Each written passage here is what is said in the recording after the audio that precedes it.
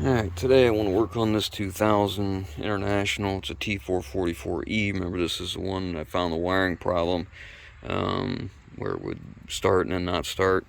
We fixed it, but it had an oil leak. Remember, the guy I bought it from said it was just belt dressing. You know, all that belt dressing was leaking underneath it. So it's coming from the center, and there's a plate way back in the center here. It's right in front of that pump right there. And it's an access, and there's a nut behind it. So we're going to see if we can get that thing apart and find out if the gasket's bad or if it's loose or whatever, if that's the cause of the leak. Let's get it apart and see what we can find. There's the leak right there. That metal plate, you can see the silicone failed.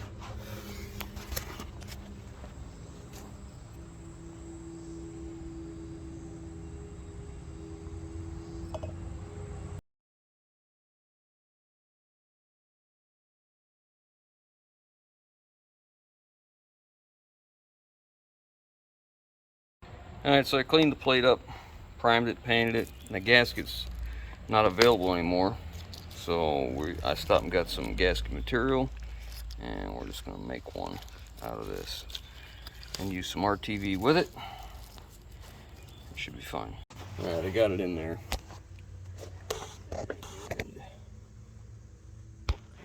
Right there, got a little RTV on the plate, but that is what it is. It's so hot, the RTV is just kind of oozing out all over.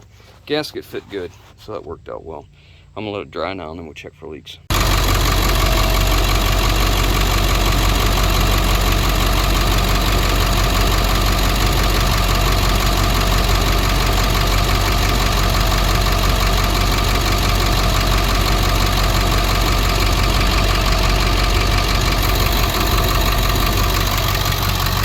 No leaks so far.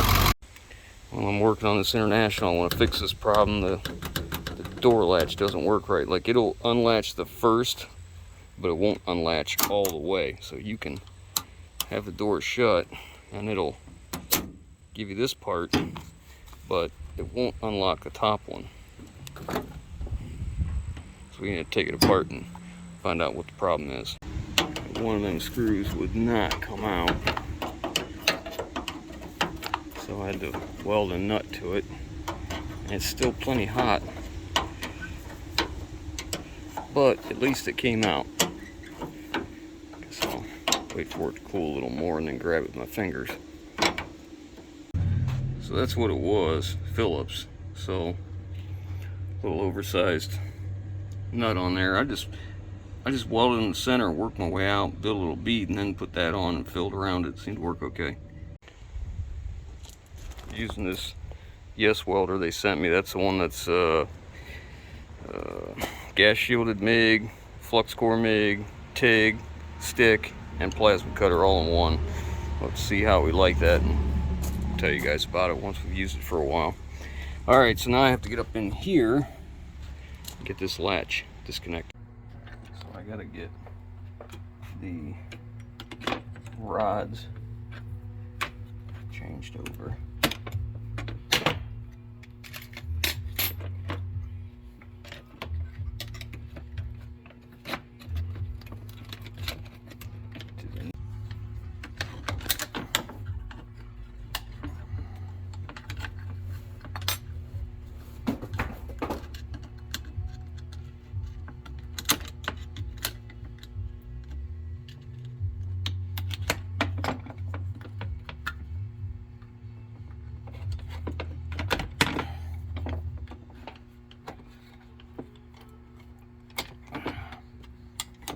Okay, now that's done, we can go put it back in the truck.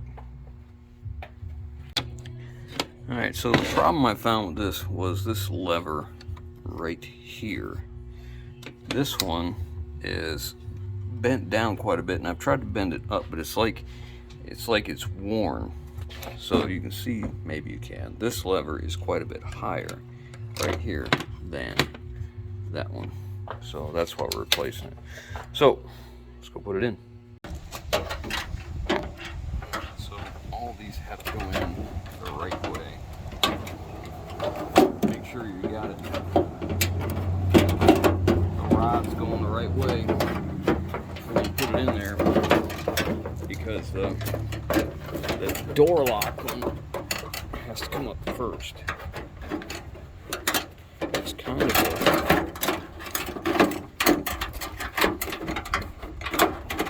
that looks right. The holes are lining up. yeah, I'm just not in the right Okay. spot for the door lock. The one that comes up here. I see, yeah. Yeah. Do you want me to get up there and look? I guess. I'll have to stop this.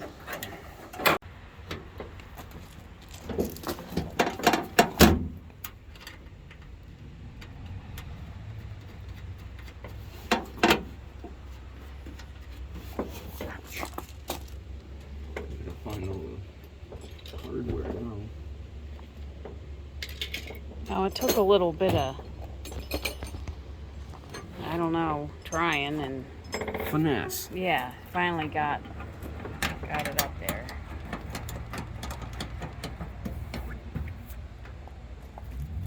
Do a little house cleaning here. Yeah, it needs it anyway. Now, I gotta find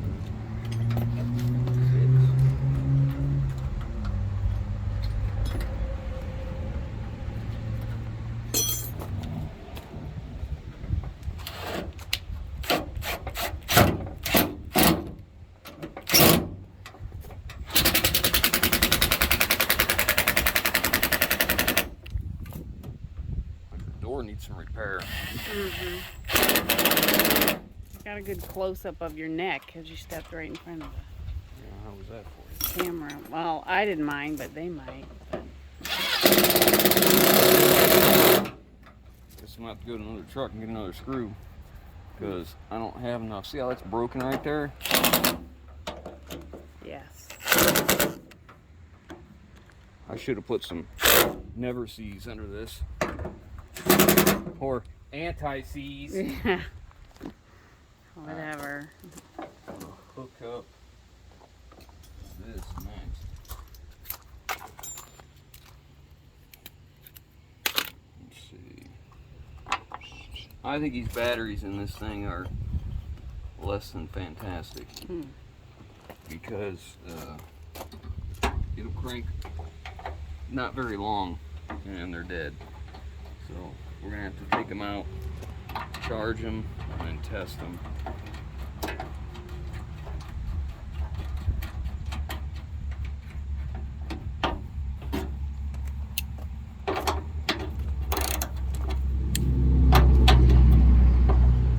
Put this back in here. This is a window track. I took it loose to give me a little more room. I gotta adjust it. It's like it was. Just go by the dirt ring.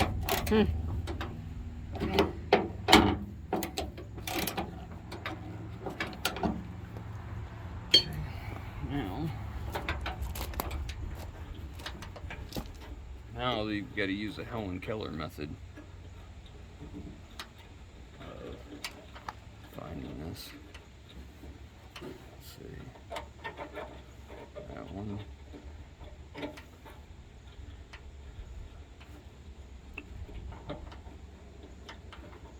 There we go. There's one.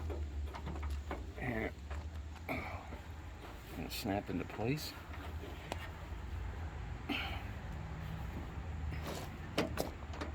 Makes me nervous. Feels like it's bending, not locking.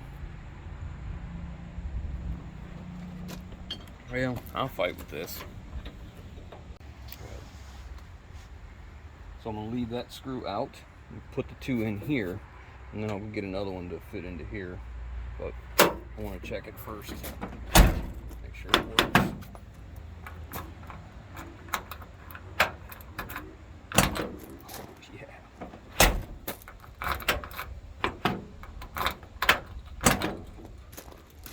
Take that for a win. Alright, now I can put the rest of this back together. I noticed this bracket was broken loose from the door, so I took it out, cleaned it all up, and then cleaned this up, and then tack weld it. Now we're gonna go ahead and flap disc it, get it back down to smooth, give a little bit of paint on it, and then put it back together. Alright, we'll let that dry. We're gonna put it back together. Alright, it's all back together. Make sure it works proper. It's locked. Oh, yes.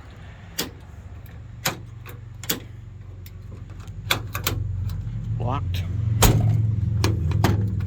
Unlocked. Oh, yeah. I know it's a simple thing, but I have been working on this thing and crawling across that door to open this door and shoving gloves in the door jamb so it wouldn't lock on me and close and all that kind of nonsense. I'm just happy it's fixed. I'm going to go over to my other property. I have another international truck I should be able to get that out of. I'm going to look into fixing this. I'm probably going to have to take, grind this out, weld it all the cracks. We'll see. I've been experiencing an intermittent no start on this truck, and it's doing it right now. And I was lucky enough to be able to get the scanner, get it hooked up. I wanted to see the injection control pressure, what it's reading. It's not cranking right now, and I want to see what the engine speed is, the RPM.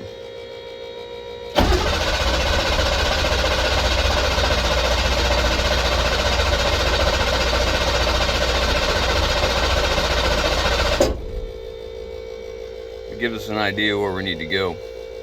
So I'm gonna get a scope on the crank sensor and see what we got going on. And I have one active fault.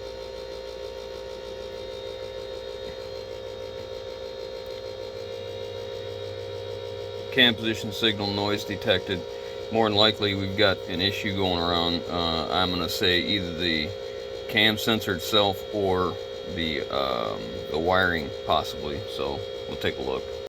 Alright, so this thing had a massive oil leak in here, and I believe what has happened is the oil has got down into the crank sensor, which everyone lists this as a cam sensor, not a crank sensor, but it's down here by the balancer.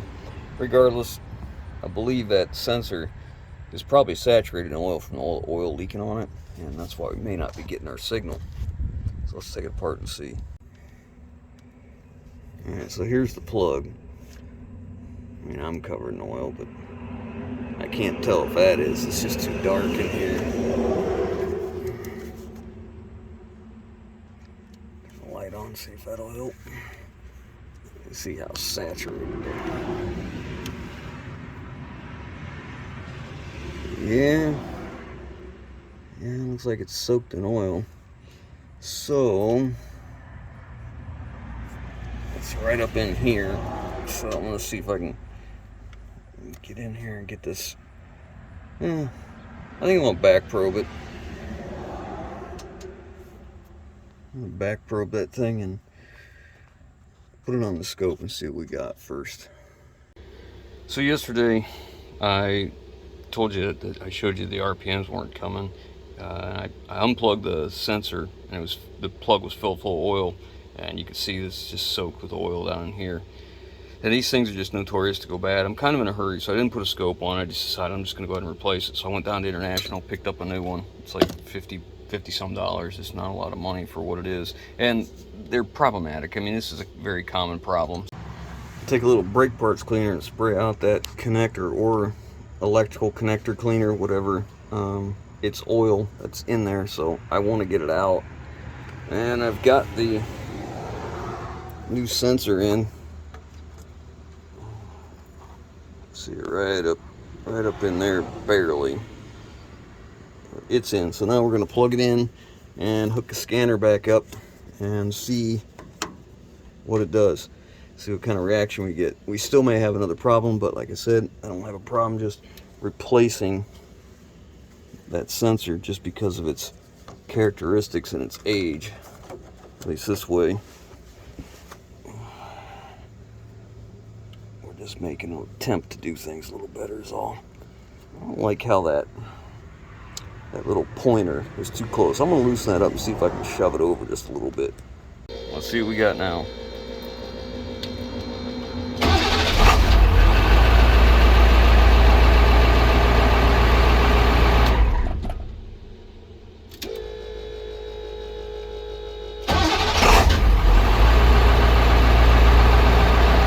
That's a good sign.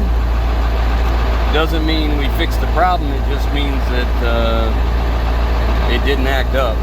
So I will continue to keep starting this occasionally, every so often. I'll let it run a while, let it get warm, and then you know, come back out and start it again and see what it does. But I'll bring you back. I'm gonna let it run for a while. But it's been running now for, I don't know, 20 minutes, 15 minutes, something like that.